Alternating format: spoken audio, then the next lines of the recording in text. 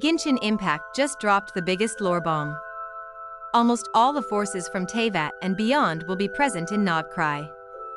From the Fatui Harbingers, to Grandmaster Verka, the Frostmoon Scions, and even the Hexenzirkel will all meet in this region. So let's discuss how this upcoming story will shape the future of Nod-Krai and the whole of Teyvat. Nod-Krai is an autonomous region located in the southernmost part of Snezhnaya. We can finally see the official reveal of this place. If we zoom in, we can see the statues of the moon deity built by the Frostmoon Scions. These structures look like the structures we see in Enkanomiya, which are part of the ancient unified civilization. This massive structure could be the lighthouse that helps protect Nod-Krai from the abyss. Nod-Krai was always considered as a dangerous area, but in recent times it has been more dangerous than before. A total of 11 different factions have their interest in Nod-Krai, and we will likely meet them in the upcoming Archon quest. Let's briefly go over them. The Frostmoon Scions, also known as Moonchildren, are an organization from Snezhnaya. The Frostmoon Scions worship the moon goddess and have abandoned their ancient golden civilization, finding new homes among the mountains and forests in Nod-Krai. They appear in an area known as Heisai Island.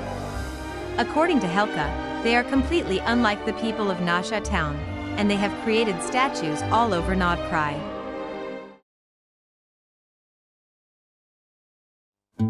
The Lightkeepers are an ancient organization that has long defended Nod-Krai's freedom and peace against the ceaseless incursions and wild hunt attacks launched by the Abyss.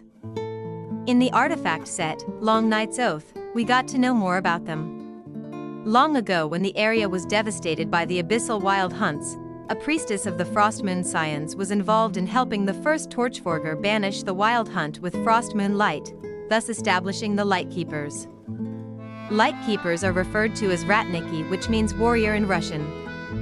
Lightkeepers were likely founded to defend Nod-Krai and potentially the whole Snezhnaya from the abyss in exchange for keeping its autonomy. However, it all changed during the time of the Cataclysm. During the time of the Cataclysm, Nod-Krai was assaulted by the wild hunts and the warriors of the Pale Star were sent there. However, they were not sent to assist the Lightkeepers in their defense, but to eliminate the remains and take over Nod-Krai.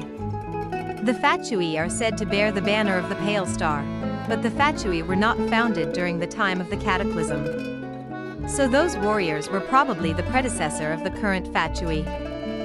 Even though the Lightkeepers managed to stand their ground against the wild hunts, the Pale Star warriors found a way to take over Nod-Krai. Now the Pale Star Edict, the highest order, has gone out, which states all the Fatui Harbingers have been summoned to Snezhnaya and dispatched to Nod-Krai. Here it also asks the question as to whom are they doing it for, which raises the question, who is at the top command? The Tsaritsa or someone else? The artifact set, Long Night's Oath, mentioned two children who shared a dream beneath the moon's glow. But one of them was executed as a notorious bandit, infamous throughout the nations. That was probably Reed Miller, who left behind a great treasure somewhere in Nod-Krai. The treasure hoarders were originally formed to find this said treasure, but they have more or less lost sight of that purpose outside of Nod-Krai. The insignia of treasure hoarders have a four-pointed star in the middle, which can mean that the great treasure was something related to Kenria. Or it may even be the Traveler's Sword which fell down in Teyvat during their fight with the Sustainer. The Voynich Guild is an organization from Snezhnaya, which was formed by the merchants of Nasha town to maintain law and order there. However, now after so many powerful figures and factions arriving in Nod-Krai, the mere merchants having a hard time maintaining order. It seems the boss lady of the organization, which is most likely Katya, will have a big role to play in the upcoming story. As Nod-Krai being the adventurer's paradise, it is only natural that the Adventurers Guild has a strong presence there. It says that a certain important figure from the guild's headquarters is preparing to welcome the traveler. Now there is a high chance that this is Sandrone, as she is the creator of the Catherines and likely the leader of the guild. A Krumkake is a Norwegian cookie.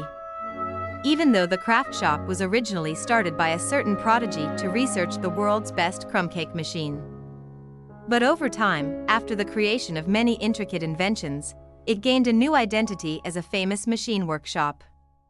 It seems the owner and creator of all the machines, who is referred to as a genius, will have a big role to play in the upcoming events.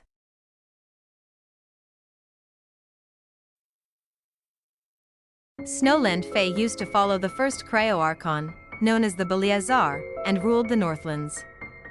Despite having lost most of their former glory, they still possess some influence over Nod-Krai.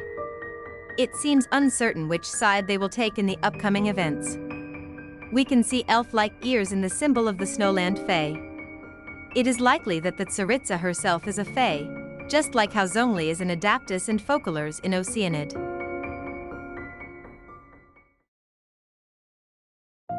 A small group of elite knights from the Mondstadt Expeditionary Force has followed Grand Master Verka across Snezhnaya, arriving in Nod-Krai. It seems they will help the Lightkeepers to defend the watchtower against the wild hunts.